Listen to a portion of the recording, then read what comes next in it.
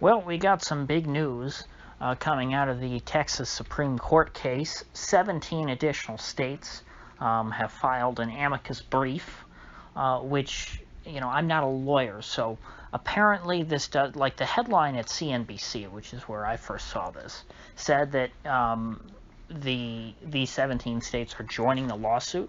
But then I have, I see people on, I guess, Never Trump and neoliberal Twitter saying, nuh-uh, filing an amicus brief doesn't mean you're joining the suit, which, from what I understand, until the Supreme Court officially accepts the suit, these states, no other state can join the suit, so maybe they will then. But needless to say, well, I guess I shouldn't say it's needless, because not necessarily, but from what I understand, an amicus brief is still something much more substantial than what we got yesterday, which was a bunch of these states' attorneys general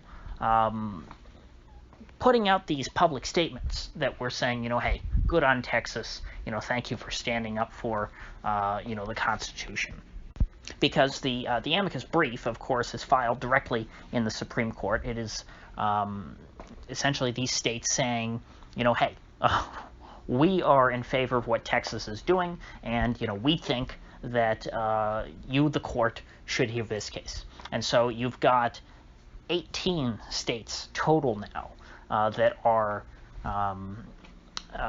saying, hey, this has gone far enough. This needs to be ruled, or this needs to be heard. We're not just going to go forward and pretend like the election was totally perfect. I'm being a bit hesitant in how I word things today, because of course YouTube came out and said you can't say certain things about this election. You can't talk about stuff like fraud and say that occurred, and so I'm not going to say that ever. I've been a pretty careful guy anyway. I've been trying to only say things that I am pretty sure of, but it's not, at this point, I don't have to worry about just my own integrity. I have to worry about what YouTube thinks is true. And this is a good opportunity for those of you who don't know. I do have a BitChute, so if you don't subscribe to me there, you might want to go and do that, because I'm going to keep talking about these topics. I'm going to try and do it in a way that doesn't break YouTube's rules. I am just talking about a Supreme Court case that's up and coming. I mean, that's news. That's not something made up. That's not the case has nothing to do with election fraud, which I'm not saying occurred at all. I'm not saying that, YouTube. This is simply a court case about the constitutionality of the way in which these 4 states that are named in the suit, Georgia, Pennsylvania, Wisconsin, and Michigan, carried out their election. Did that sentence just not make sense? It's about the way that about the constitutionality of the conduct of their election, whether they abided by the rules laid out by the legislature, which constitutionally the state legislature sets the rules for how electors are to be appointed.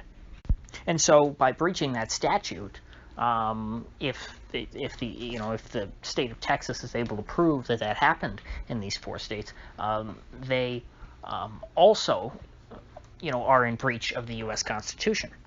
The Constitution says you have to abide by whatever the legislature decides. So that doesn't mean that fraud had to occur or anything like that, or that you have to prove something like that. And so I'm not claiming that. This is an entirely different matter. Now, if being coy about this whole issue and trying my best to tiptoe around YouTube's oddly specific rules doesn't work, and I do get nuked on YouTube, well, if I'm exclusively on BitChute, I'll be able to be as open as I want. I can say whatever I want then, because I know BitChute's not going to cancel me.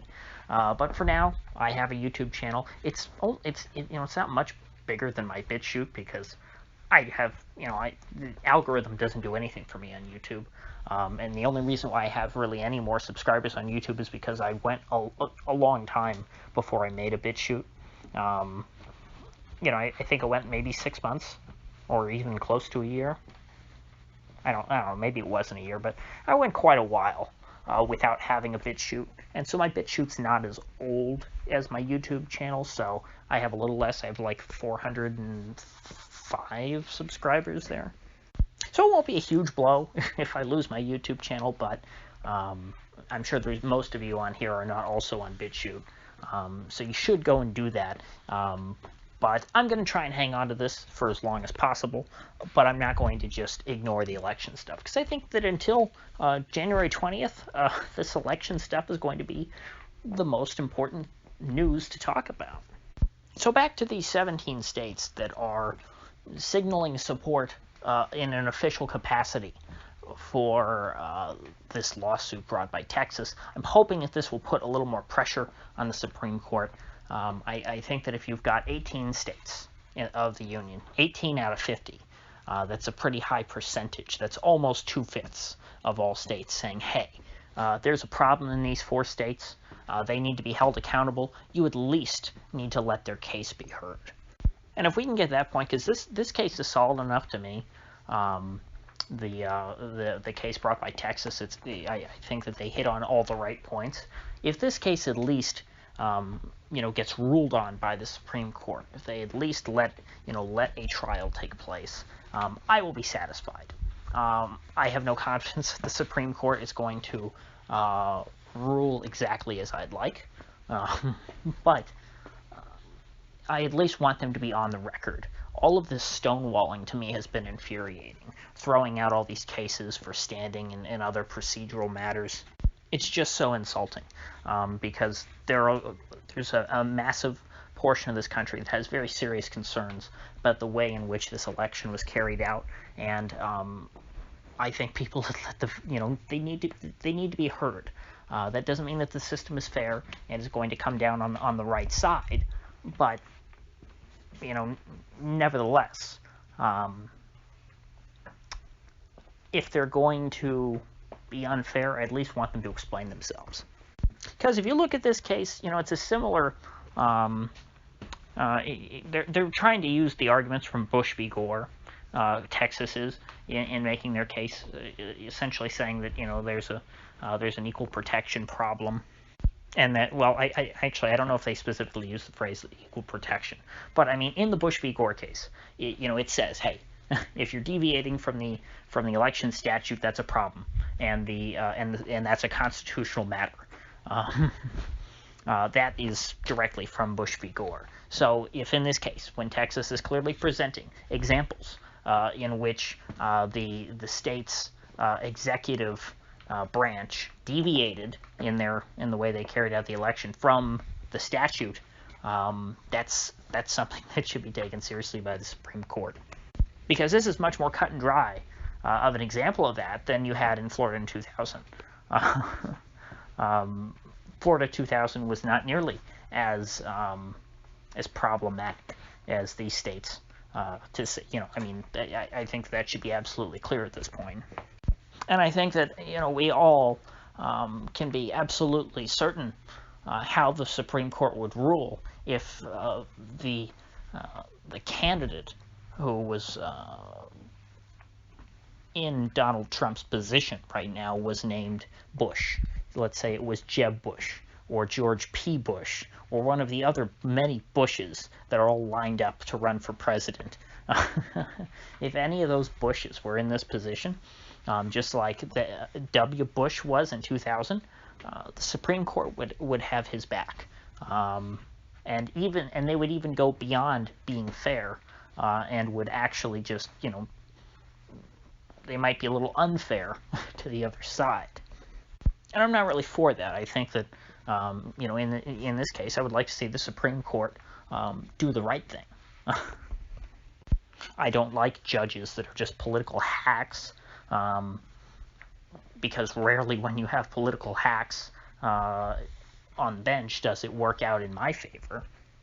I'd much rather, if the rules are going to be, things that I don't like anyway, if the rules of the game are going to be uncomfortable and undesirable from my perspective. At the very least, those rules should be applied evenly in a consistent manner that's predictable, so that at least we as people can have some reasonable expectations as to the way things are going to play out.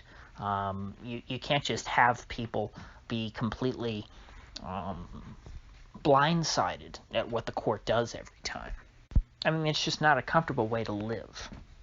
To me, if this case does not get a fair hearing, the judiciary is a joke up and down, because we've seen at every stage. I mean, I've been chronicling it all along, the way that the judiciary has stonewalled this entire process. I don't see how half the country is going to have any faith in judges after this, which, again, that's a good thing from my perspective. But it's also not a good thing, if that makes sense. Like, it's good from a perspective of waking people up. People should not think that judges are magically impartial, because they aren't.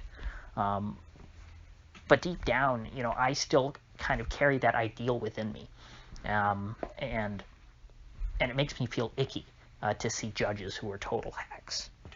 And so, if the Supreme Court cares about its beloved legitimacy, if they care about their public image, then when you've got half of the population plus 18 states saying, "Hey, you really need to take a look at this," I don't think that there's a way that they say no to that while maintaining their legitimacy. And I would hope that, given the weight of all these states coming on to the suit, that they would realize that.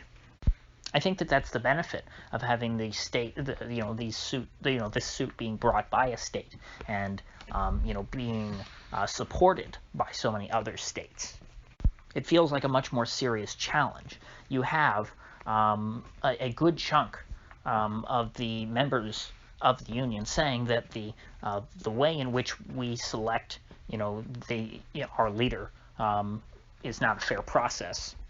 And I've got a lot to say about the implications of that moving forward, and I think I'll talk about that tomorrow.